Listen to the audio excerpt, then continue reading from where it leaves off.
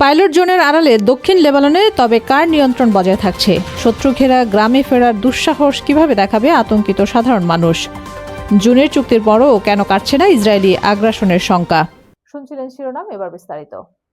দক্ষিণ লেবাননের ধ্বংসস্তূপে পরিণত হওয়া গ্রাম জাওতার আল গার্বিয়ায় দীর্ঘ সময় পর লেবানিজ সেনাবাহিনীর টহল শুরু হলেও সেখানকার মানুষের মনে আতঙ্কের রেশ কাটেনি। ২৬ জুন যুদ্ধবিরতি চুক্তি কাঠামো অনুযায়ী এই অঞ্চলটিকে প্রথম পাইলট জোন বা পরীক্ষামূলক এলাকা হিসেবে ঘোষণা করে ইসরায়েলি সেনা প্রত্যাহারের কথা বলা হলেও বাস্তবতা সম্পূর্ণ ভিন্ন। কারণ এই এলাকার আশেপাশে এখনো ভারী অস্ত্রশস্ত্র, ট্যাঙ্ক এবং ইসরায়েলি সেনা সদস্যরা অবস্থান করছেন, যা এই পাইলট জোনের সাফল্যকে এক চরম অনিশ্চয়তার মুখে ঠেলে দিয়েছে।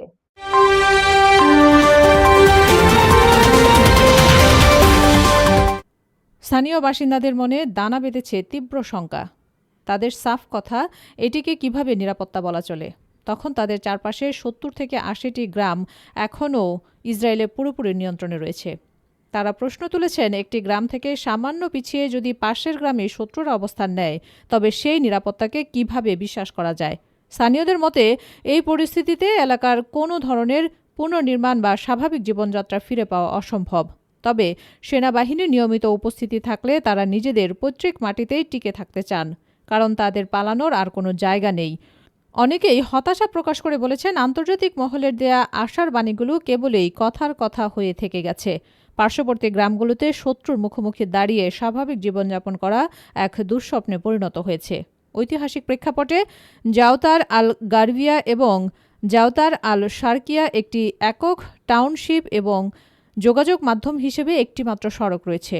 অথচ এই এলাকার একটি অংশ আংশিক মুক্ত থাকলেও অপর অংশ পুরোপুরি ইসরায়েলি বাহিনীর নিয়ন্ত্রণে। ফলে সাধারণ মানুষের মনে এই আশঙ্কা অমূলক নয় যে ইসরায়েল এত সহজে এই ভূখণ্ড ছেড়ে চলে যাবে না। এখানে প্রবেশ করতে তারা যেমন অসম্ভবকে সম্ভব করেছে, তেমনি সহজে রাতারাতি পিছু হটবে না বলেও ধারণা করছে স্থানীয়রা। সামরিক বিশ্লেষকদের মতে ২৬ জুনের ওই চুক্তিতে ইসরায়েলি সেনা প্রত্যাহারের কথা হিজবুল্লাহকে সম্পূর্ণ নিঃশত্রু করার অত্যন্ত কড়া শর্ত জুড়ে দেওয়া হয়েছে। তবে হিজবুল্লাহ অস্ত্র সমর্পণ করতে পরিষ্কার অস্বীকৃতি জানিয়েছে। তাছাড়া তাদের সম্পূর্ণ সামরিক অবকাঠামো ধ্বংস করা নিশ্চিত না হওয়া পর্যন্ত ইসরায়েলি বাহিনী এক পাও পেছাবে না বলে ধারণা করা হচ্ছে।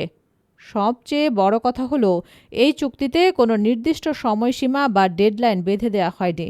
ফলে পুরো লেবাননে হিজবুল্লাহ নিয়ন্ত্রণকরণের এই প্রক্রিয়াটি এক দীর্ঘমেয়াদী ও অত্যন্ত জটিল রাজনৈতিক ও সামরিক সংঘাতে রূপ নিয়েছে।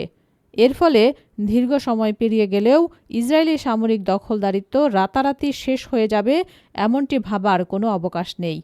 লেবানন সরকার কূটনৈতিকভাবে দক্ষিণ লেবাননের বাকি অংশগুলো মুক্ত করতে এবং বড় পরিসরে সমঝোতা আনতে নানা চেষ্টা চালিয়ে যাচ্ছে। কিন্তু আন্তর্জাতিক মধ্যস্থতাকারীরা মাঠে উপস্থিত থাকা সত্ত্বেও উভয় পক্ষের অনড় ও সশস্ত্র অবস্থানের কারণে এই দীর্ঘমেয়াদী যুদ্ধের দীর্ঘ ছায়া সহজেই কাটছে না। মাঠ পর্যায়ের প্রকৃত ও স্থায়ী নিরাপত্তা নিশ্চিত না করে কেবল মৌখিক প্রতিশ্রুতি বা কাগজে কলমে চুক্তিতে ভূখণ্ডে শান্তি ফিরিয়ে আনা প্রায় অসম্ভব বলে মনে করছেন স্থানীয় ও আন্তর্জাতিক বিশ্লেষকরা।